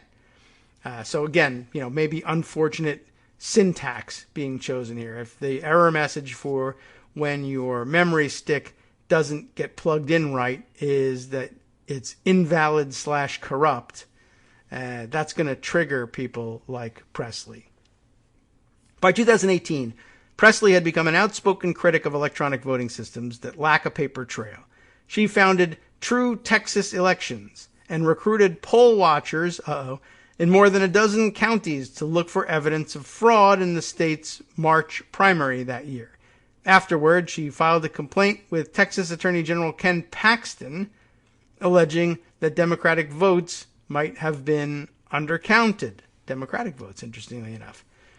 On election night in November 2018, the volunteer poll watchers obtained audit logs generated by the central tabulation machines in Dallas County as they tallied votes, some of which had been cast on DREs manufactured by the largest voting machine company in the nation, Election Systems and Software, or ES&S. Such logs record an array of activity that can be difficult to interpret for anyone unfamiliar with the software involved. In a statement, ES&S said that its voting equipment has been through thousands of hours of independent testing and that its accuracy has been verified through audits and other examinations. But as Presley pored over the logs, she fixated on specific words. Downloaded. I mean, it's really not even dangerous sounding words, right? Cleared. Replaced. The audit logs said over and over. Soon, she came to suspect that those audit logs, too, were a window into surreptitious vote switching. Now, Allied Special Operations Group, as the firm was first named, now it's Security Operations, was initially envisioned as a one-stop shop for government and corporate clients seeking cybersecurity, physical protection, and sophisticated open-source intelligence services, whatever those may be. Ramsland and former employees told the Post. The company was formed in June of 2017 by Adam T. Kraft, a former senior official at the Defense Intelligence Agency, which is, of course, where Mike Flynn came out of. Kraft was the company's chief executive and was based out of his house in a subdivision north of Fort Worth. Not all that unusual for a startup or anything like that. Anyway, Kraft declined to make comment for this report. We'll squeeze in just a little bit more here before the break. An early promotional video described ASOG as a group of highly trained professionals who have seen it all. They're not very descriptive, but okay, interesting. And it stressed the intelligence backgrounds of some team members. When someone says, "I know a guy," he's talking about ASOG, said the narrator, who said that ASOG personnel had taken part in the types of missions that many of us only see in the movies. Exciting. Hi everyone, it's me, Gil. Minimal contributor to content, but regular contributor to funding for Kagro in the morning. Let's change things up from David's so very tired plea for your contributions with a plea of my own. If you want to add your voice to the show, do it. Record your own segment using your favorite recording device and send it to David. Read an article and give your opinion. Write your own essay and read that. The sky's the limit. Well, not really. Try to keep it relatively short so David doesn't have to stress about cutting it and hurting your feelings. Join the hallowed ranks of Greg Dworkin and Joan McCarter and be part of this somewhat witty deep dive into political topics with unnecessary censoring. Lend your voice to the show by sending it to kagrox@gmail.com. KAGROX@gmail.com.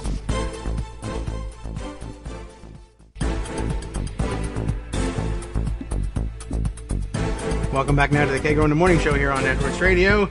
We continue with the reading of this long but interactive Washington Post piece. There's a point to all of it, believe it or not, including this description of the earlier incarnation of American Security Operations Group when they were originally known as American Special Operations Group. Cool, tactical, military, something. And, really selling themselves chiefly on the intelligence services and physical protection services more than anything else. But the background, it all leads to different angles and lines of inquiry here, which is why we're sifting all the way through it. Okay. So they were selling themselves in very vague ways, basically to people who wanted to had money to spare, I guess, and wanted to hire people that sounded like they were cool, awesome tactical operators, right? When someone says, "I know a guy," he's talking about ASOG, American Special Operations Group at the time. And it's funny, too, because I'm sure that means different things to different people. So I guess down in Texas, when you say, "I know a guy," it means he's a former government special operator. Whereas for people from New Jersey, originally, "I know a guy" means like, I know a guy who has a truck full of, Armani suits or something like that.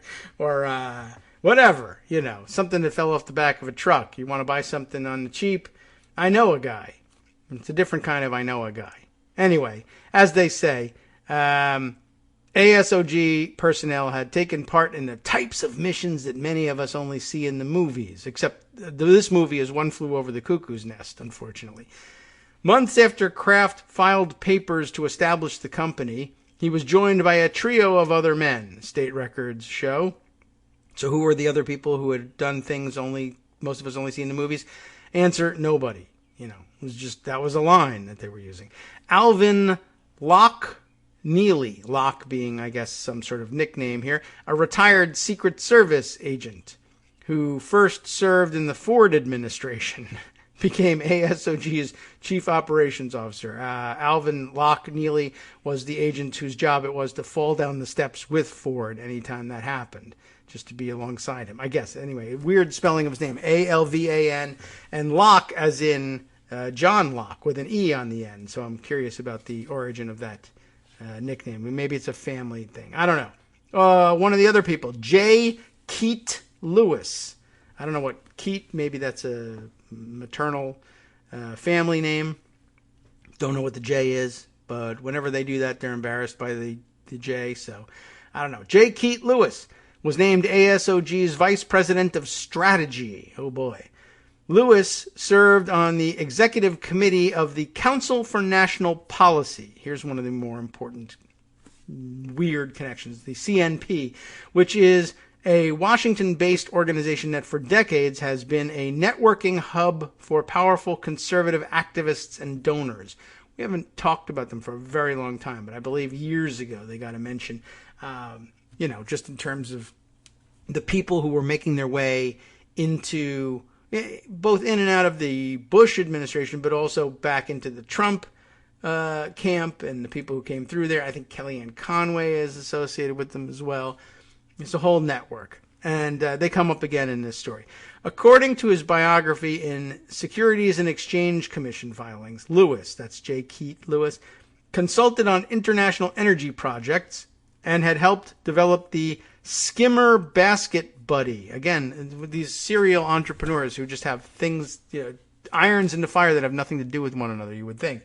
So you're a cybersecurity expert? Yes, but chiefly I sell Tex-Mex food, or chiefly I sell the Skimmer Basket Buddy, which is what it sounds like, a patented maintenance tool for swimming pools. He did not respond to messages seeking comment. Important work being done here. Tex-Mex food. What was it that Presley did? She had a company selling bottled rainwater. They just do everything, right? Oh, and also work in the Secret Service. Anyway, Ramsland, the guy we're interested in here, who also was then a member of the CNP, the Council for National Policy. Why? I don't know. What had he done in his life? Nothing. He gave money to conservatives. So they put him on this thing. But Texas, they're weirdos. If you have money in Texas and you're a conservative, you get put on shadowy national policy groups, I guess. The rest of us just sit at home. Anyway, Ramsland, then also a member of the CNP, joined as ASOG's chief financial officer. The son and grandson of West Texas oilmen, lived with his wife in the Preston Hollow section of Dallas, home to former President George W. Bush and Dallas Mavericks owner Mark Cuban.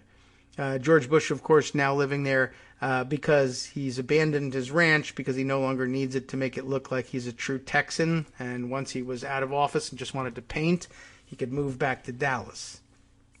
Ramsland had charted an unusual career path. Here's another one, including investment banking, consulting on a proposed cattle ranch in the South Pacific, and working with NASA on a venture aimed at growing crystals in space. Ooh-wee.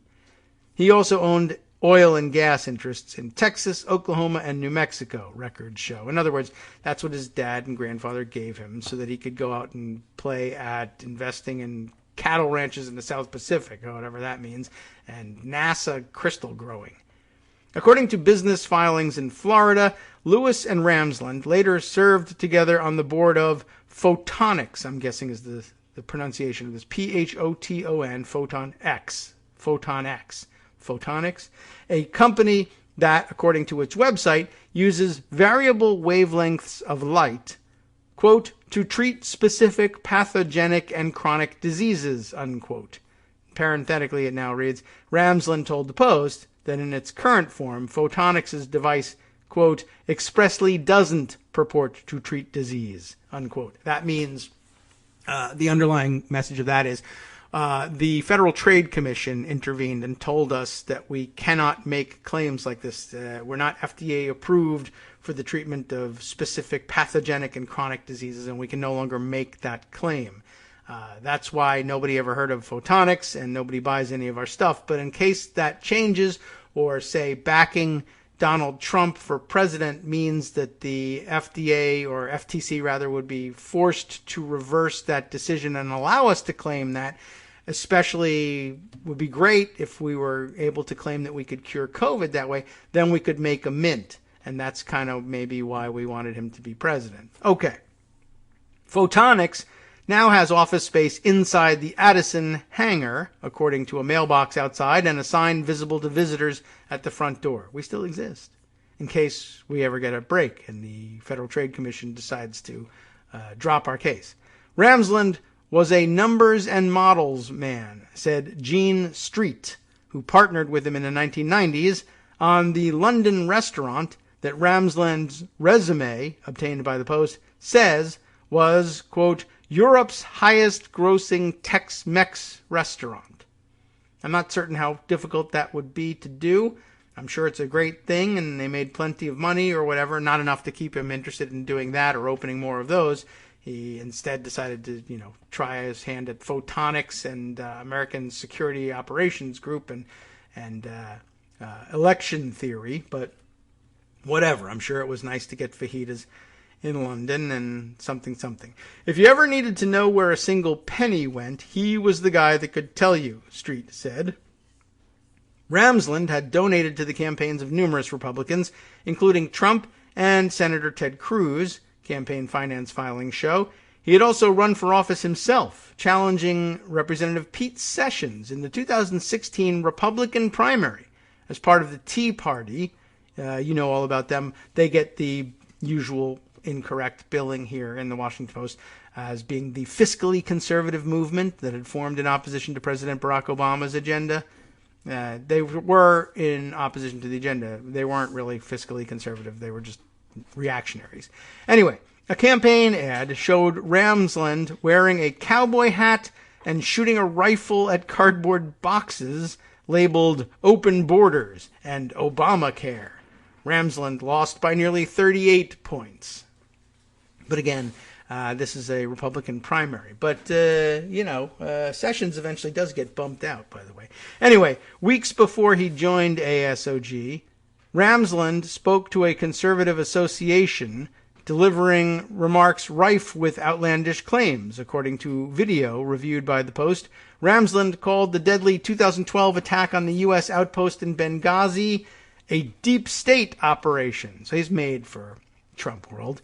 And he traced the origin of the deep state to a World War II-era collaboration involving Prescott Bush, the father of former President George H.W. Bush, the Muslim Brotherhood, definitely working together, right? And, of course, the third leg of any triad, liberal financier George Soros, who was, of course, born in 1930 and not yet an adult at the time of hatching this vast international conspiracy.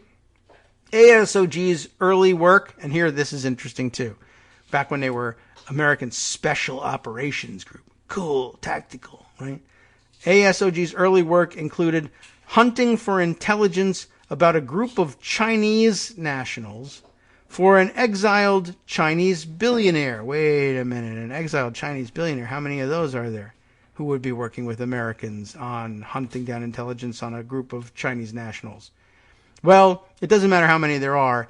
It's the same one that we're talking about. So yes, one of their first jobs, hunting down intelligence about a group of Chinese nationals for an exiled Chinese billionaire, an associate of former Trump advisor Stephen K. G.B. Bannon, and provided VIP protection to details in the United States and abroad, a specialty Neely brought from the Secret Service. So yes, just in case you were wondering, it is absolutely the same one same person who was just in the news the other day. Let me see if I can bounce back to my pocket list in order to get you the name. I mentioned the story, but we didn't read it, and we surely won't have time for it today either. But the story of Guo Wengi, the Chinese businessman, as it says in the headline here in the Post, with links to Steve Bannon, now revealed to be a driving force for a sprawling disinformation network, researchers say. How interesting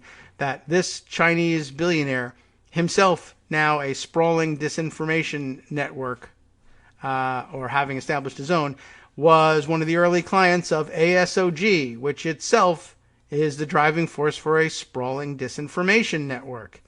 Why did these guys meet? It's so crazy and hard to explain. Okay, back to the story. In the fall of 2018, influential Texas Republican fundraiser Joanne Fleming urged Ramsland and Presley to join forces. Presley told the Post. Ramsland soon shifted ASOG's attention to election security. Fleming did not respond to messages seeking comment. Neely said he left his position with the company when resources moved toward election security. He just basically says, that's not what I do. The relationship between Ramsland and Kraft also grew strained, according to 3 people who worked for the company or with the company at the time. Kraft eventually departed under pressure, the people said. Next up here, next section. In November of 2018, Texas Republicans were reeling from a battering at the polls. Democratic Senate candidate Beto O'Rourke had lost only narrowly to Cruz, and strong Democratic turnout had cost Pete Sessions, his longtime seat, representing a swath of Dallas and its fast-growing suburbs, as the party picked up seats in both chambers of the state legislature. Some Republicans were looking for explanations beyond the apparent purpling of Texas. Soon, Presley was in the hangar, briefing Ramsland on her election fraud theories. Russ got really excited. They all did, Presley said. I think they saw this as their next big thing. ASOG and Presley began looking for a losing candidate who would challenge the election outcome and force Dallas County and ES&S to lift the hood on their technology to show whether votes had been manipulated, according to Presley, and to emails and other documents provided by her attorney. They alighted on State Senator Don Huffines, Huffines. I don't know how he pronounces it. A wealthy real estate developer whose bid for a second term in the Texas legislature had just ended in defeat, handing his district to a Democrat for the first time in almost 4 decades. Within weeks of the election, Presley said, Huffines, was in the hangar with James E. Traynor III. Everybody's a Trey when you're the third, but his last name is Traynor. So Trey Traynor, the Trerd. Interesting. Who had been nominated by Trump, by the way, to serve on the Federal Election Commission, but was not yet Senate confirmed. Traynor was advising Huffines at the time. Presley presented her analysis of the audit logs and their mysterious replaced and cleared messages, she said. Ramsland told Huffines he was horrified by signs of fraud, she said. Challenging the result and forcing officials to turn over voting machine data could prove the vote was manipulated, they argued. Presley said she and Ramsland waited impatiently for Huffines to decide. In early December, he told them he would not challenge his loss. So she basically realizes, wait, you're just saying that the fact that they used the word cleared or replaced is evidence of fraud? Well, they replaced votes for you with votes for the Democrat. Well, it says right here that they replaced the memory stick in the machine that was reading the votes. You're supposed to put the memory sticks from all the voting machines in the central computer and let them count the votes. And then when you finish with one, you replace it with another. And once you've taken it out of the machine, it's been cleared from the machine. That's, all this stuff means. So anyway, he says, thanks, but no thanks. We were all ready to go. We had someone who was going to fund the challenge and everything, Presley said. It was devastating. Huffines did not respond to requests for comment. In an interview, Traynor confirmed the hangar meeting with Ramsland and said he advised Huffines not to bring the challenge. Under Texas law, contested state Senate races are decided by a Senate vote rather than by a judge. We were never going to convince senators that something nefarious had gone on, whether it did or it didn't, Traynor said, noting that some Republicans might not have backed the challenge that risked embarrassing the GOP Secretary of State. ASOG briefed a number of people during that period, including Powell and Gomert, according to Presley, and a former ASOG employee named Joshua Merritt. Presley said Powell approached her after one briefing in the hangar, gave her a business card, and called the audit log analysis proof of fraud. Ramsland and Lewis were also working to coax another losing candidate to bring a challenge, Sessions, the ousted congressman. Lewis called a Sessions donor and left a voice message suggesting that the congressman's race had been stolen. The donor forwarded the message to Carolyn Malenik, a volunteer for Sessions. Why? I don't know. Within days, Sessions was on a plane from Washington to Texas for a trip to the hangar, according to Malenik, if I'm pronouncing the name correctly, who joined him there. A calendar invitation for the December 14th, 2018 meeting shows that Ramsland, Lewis, and Presley were among those expected, as was Fleming, the conservative fundraiser who Presley said had connected her and Ramsland. Also in attendance, Malenik said, was conservative talk show host Kevin Freeman. Presley said she gave a PowerPoint presentation that began with a picture of Joseph Stalin. Great way to start.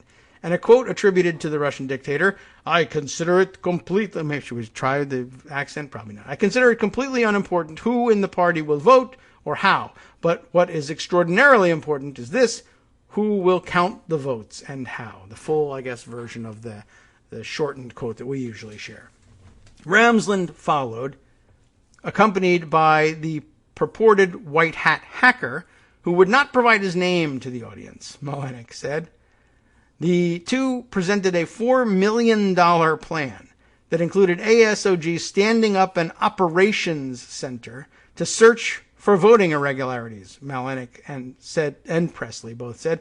Malenik, a longtime Republican fundraiser, told the Post she eventually came to believe Ramsland was misleading donors. Ramsland told the Post the center was Kraft's idea and that election investigations are costly. He said Malenik had, quote, problems with truthfulness, citing an FEC case from the 1990s that ended with her paying a $5,000 fine. For what? I don't know. There's a link to it.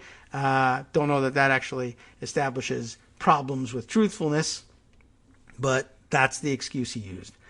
With a certification deadline fast approaching, Sessions, too, decided against formally challenging his election result, according to his brother and attorney, Lewis Sessions. Privately, Pete Sessions did not drop the matter. He filed a confidential complaint with Paxton, the Texas Attorney General, alleging a variety of legally questionable conduct in Dallas County voting. The complaint, provided to the Post by Lewis Sessions, included an affidavit from Presley in which she claimed her poll watchers reported they had been treated with hostility and had seen an elections worker using an internet-connected laptop. She also enumerated audit log messages, including replaced and timestamp mismatch, that she considered suspicious. On January 31st, 2019, Presley presented her findings to Paxton in a meeting in an Austin office used by Ramsland, she said. Emails between her and Ramsland show preparations for the meeting, but again, nothing came of the effort. Ramsland said in a media appearance that ASOG brought information to Paxton's office and urged further examination. It is unclear whether he was referring to the Pete Sessions complaint and Presley's briefing or to a separate complaint.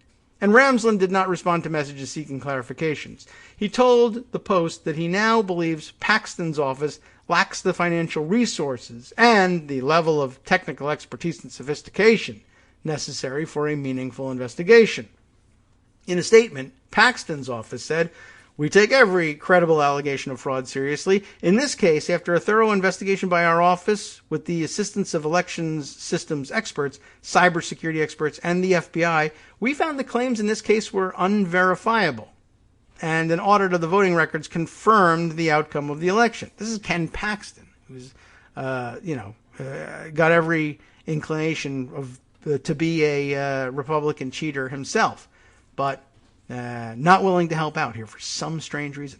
Legally, the allegations of fraud in Dallas in 2018 had all but reached a dead end, Presley said. Now, with Presley in tow, Ramsland launched a fundraising blitz, traveling to the ranches and mansions of some of Texas's wealthiest conservative funders. Ramsland told potential funders that their money would support legal challenges to ensure election integrity ahead of the 2020 election. Presley said. The hook was always Trump, that their guy could lose, Presley said.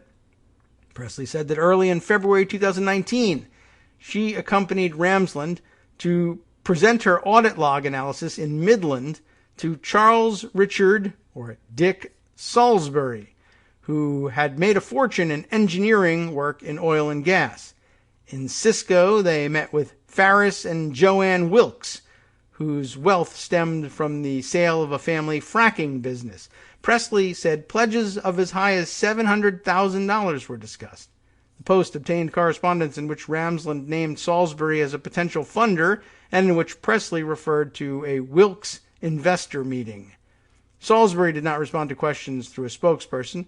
Reached briefly by phone, Farris Wilkes said he had no memory of providing money to Ramsland and then hung up. Ramsland said neither the Wilkeses nor the Salisburys were donors. Malenik and former ASOG employee, said the company had sought to raise capital at the time by selling ownership shares. Ramsland did not respond to a follow-up question about whether the Wilkeses or the Salisburys were investors.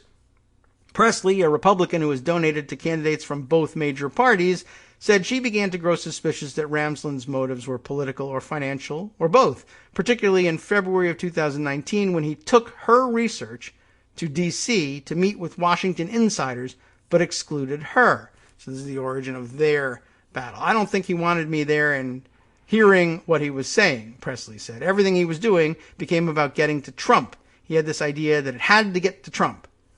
Presley's company, True Texas Elections, sought a consulting contract from ASOG in February of 2019, but it never materialized. As their relationship deteriorated, Presley sent a cease and desist letter to ASOG late that month, demanding that Ramsland stop presenting her research without authorization, according to their correspondence. Ramsland denied to Presley that he had tried to exclude her from the meetings in Washington and challenged her allegation that he had co-opted her audit log analysis. She had shown her presentation to dozens of people without any confidentiality agreement or copyright markings, he wrote. We frankly do not understand how a project to save Texas and our country has turned into this, he wrote in a letter reviewed by the Post. This isn't just your project. This has been a team effort from the beginning. Very interesting. And of course, by the way, having copyright markings on it is absolutely not necessary. We all know from the Digital Millennium Copyright Act that that's not the case. But okay. Basically another childish misunderstanding of the law that he's throwing in her face to avoid a lawsuit. Now, as 2019 progressed, Ramsland decided to take his case to the public via the Economic War Room, the online television show hosted by Freeman. Like Ramsland and J. Keith Lewis, Freeman was a member of the Council for National Policy. Who are these people? Why would they be involved in national policy at all, right? According to membership directories posted online by the watchdog group Documented.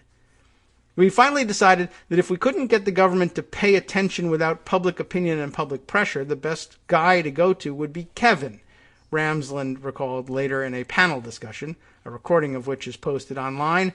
Asked whether CNP had supported Ramsland's efforts, the group's executive director, former Congressman Bob McEwen of Ohio, said CNP is a convening organization of several organizations and individual members, and that's what it does. It doesn't sponsor legislation or oppose legislation. It's an opportunity for people, patriotic citizens, to gather and share their concerns and interests in our nation's security. So that's a yes, but,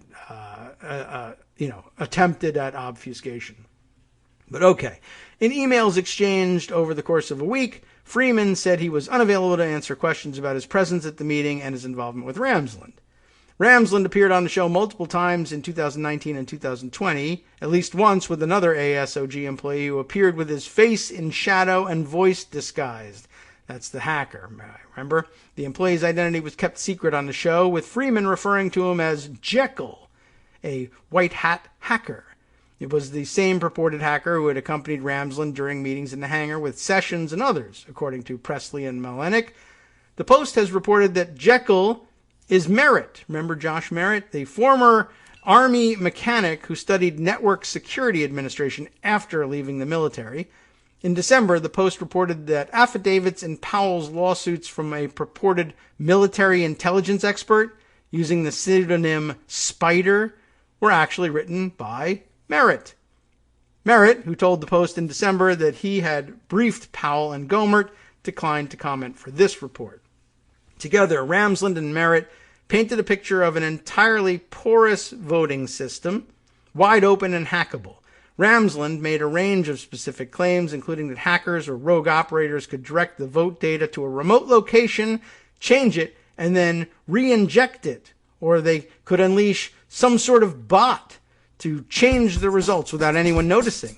He said there were indications that vote manipulation was already happening and said all major U.S. voting machine companies were vulnerable. Among his claims was that the source code initially written by the company Smartmatic formed the basis of much of the election software used in the United States. Ramsland often pointed out, as other critics had, that Smartmatic's founders were Venezuelan. Dun, dun, dun. I can't actually play that or we'll stop our music. So that's the origin of that. There's still plenty more in this story, believe it or not. But what's basically going on here is they also end up becoming the source of that weird rumor that somehow the votes had been diverted to a server in Frankfurt, Germany. Remember all of this? And people in the run-up to January 6th said they wanted to subpoena the server and seize it. And again, the companies saying that handled these things say, no, we don't move the votes there. We don't have servers in Frankfurt. None of this is really true. These are the people who were driving all of this. What I wanted to say before we close things out is the judge in Michigan came this close to being fooled by these guys. He ruled that this county in Michigan had to turn their voting machines over to these kooks. Only later does he realize his mistake and say, oh, no, wait a second. They're completely out of their mind. I dismiss the case. We'll see what Donald Trump has to say about that, perhaps. Maybe he's already said it in the future. NetworksRadio.com. You have been listening to Kagro in the Morning with David Waldman. One other item I want to insert from this story that happens later on is that when the judge in Antrim County actually allowed them to get access and then released the report of ASOG publicly for review, Trump said the judge deserves a medal. We'll see whether he still feels the same way. Back at you, coming back tomorrow. See you then.